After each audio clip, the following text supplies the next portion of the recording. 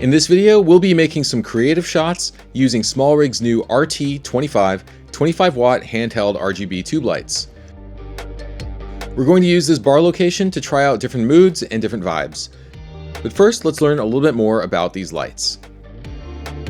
The Smallrig RT25 is an RGB tube light with a removable battery handle that powers the light for 2 hours at full brightness. It's triangular, so it won't roll, and it has different mounting points all over the place, including 1/4 inch, 3/8, NATO, and ARRI mounts. It has built-in barn doors, which you can remove by quick release. You can adjust the color temperature. It's got 8 color modes, 18 effect modes, and it has gels. The RT25 is internally cooled, which means it's completely silent, and it's water and dust proof with an IP54 rating. Alright, now that you know a little bit more about the RT25, let's go make some magic. And of course, thank you to Smallrig for sponsoring this video. For our first lighting setup, we'll be lighting up the interior of our bar with various colors for a dramatic establishing shot. For this next shot, we're starting with all the lights turned off. I want to shoot from outside the bar, showing the entire venue, because they have these floor-to-ceiling windows, and when you view it from outside, you can see everything that's going on inside. The downstairs already has really good lighting, so I'm not going to mess with that. I'm just going to change the vibe of the upstairs. Brandon, while he was outside, said he wanted a pop of color. So what we did is we turned these on, and here on the hue and saturation mode, our color value is 291. We're only at 20% intensity since he's shooting high ISO outside. We don't need a lot of level. All right, so we're gonna take our second light. We're gonna turn this on to a green color. So we have that preset to give us that split tone effect on this side of the room versus this side of the room. Now here's the cool part. Because these lights are shining on just the back wall, anyone who stands in front of the light becomes a shape, shadow, a silhouette. So we're gonna position our extras walking around this scene so that they are basically just dark silhouettes in the foreground of the bar. I've got my actors sitting here outside, and they're gonna be at the bottom of the frame. And I'm gonna light them with this third Smallrig LED light. But I don't want the light to be visible in the shot. So here's the trick we're gonna do. Shark here is going to hide the light with his body. So he's just gonna turn around and then shine the light on them. And now Shark is an extra in the scene, and his body is blocking the camera's view of the light. And I can control the cutoff of this light with these barn doors really easily. So I'm taking all the light off the wall and just focusing it on the actors. So this light is set to 10,000 degrees Kelvin, 20% intensity. And now here's the final shot again with the split tone lighting upstairs and the hidden key light outside. And here's another version using the flame effect on all the lights for a warmer mood. Now we're going to create layers of depth in our shot with different colors of lights. So here we are in a different part of the bar. Steven is chilling next to their little TV set. I'm just going to take a look around with my camera. This is the A7S III. So even though I can get a usable exposure here by using my high ISO, this just looks terrible. We've got, random mixed color temperatures, multiple shadows. So we're going to turn this into something much cooler. Chingy from our crew found this really cool practical light sitting over in the corner. This is just, I don't know, a little like LED light or something. And now if we turn on the light, it has a really interesting sort of graduated gradient color to it. And we also found this. The bathroom light creates this pretty cool shadow on the ground. Chingy, do you mind going into the bathroom? Yeah. Okay. All right. Chingy, turn the light on. And now we have this really interesting light on our actress's face. Perfect, let's just turn these house lights off. So if I hide this to where we can't see it, we can actually create a nice little hair light, and it gives us a little gradient on the background. So now we have a cool split light on P. It's also creating a hair light to go with our dramatic light through the gobo. Owen, can I have you jump over there, maybe grab a beer or something? And then if we have him sit there, let me see where that's at in the frame. Oh, that's kind of cool, kind of Dick Tracy a little bit. And we'll take our second Smallrig LED light and we keep it off the background. Just hit Owen with it. So yeah, if we just kind of shape this light using our barn doors. Nice. Now we're really seeing Owen in the background there. So what Steven's done really well here is create separated layers of light.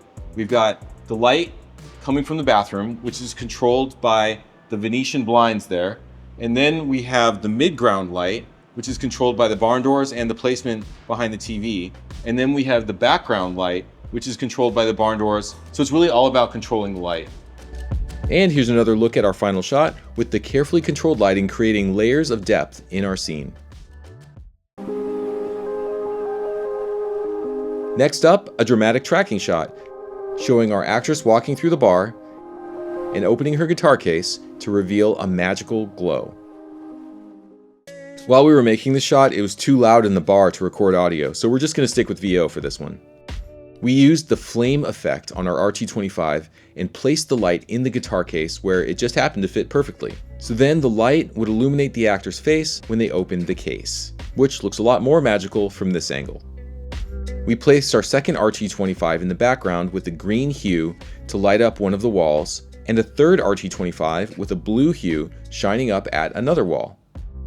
Then with an 18mm lens on my camera, I walked backward, holding my gimbal, and turned a corner as our actress put her guitar case on the table and opened it.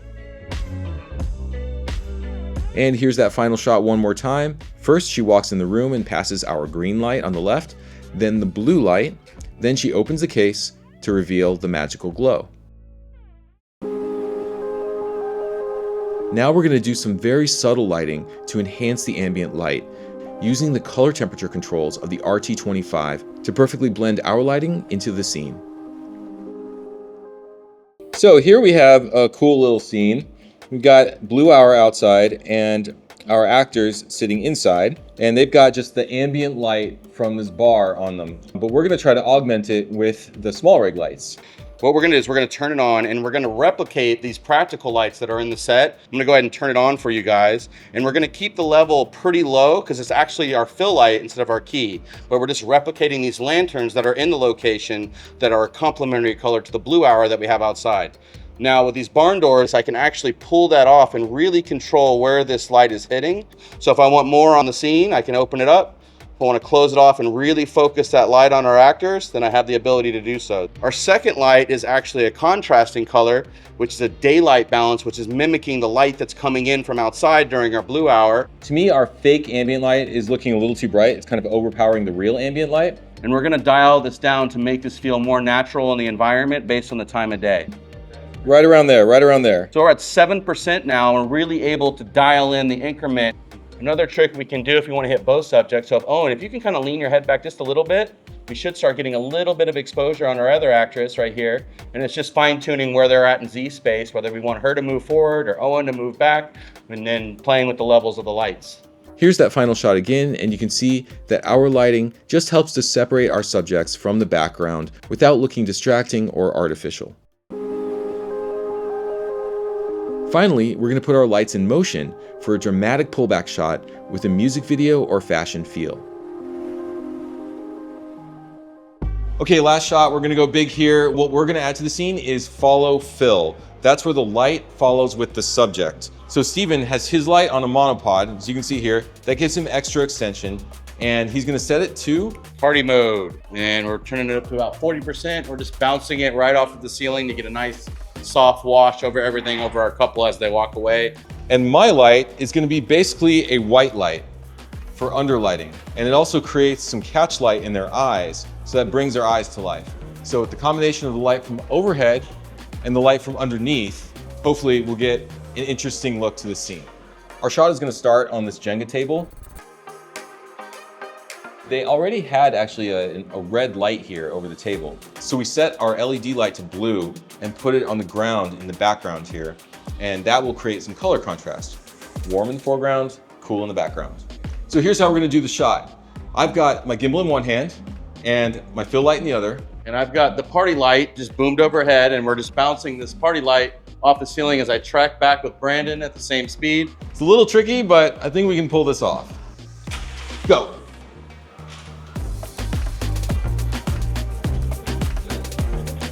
Okay, cut. Let's take another look at that final shot. Notice how the party light provides a constant ambience, while the underlighting helps to bring out the faces and the eyes of our actors.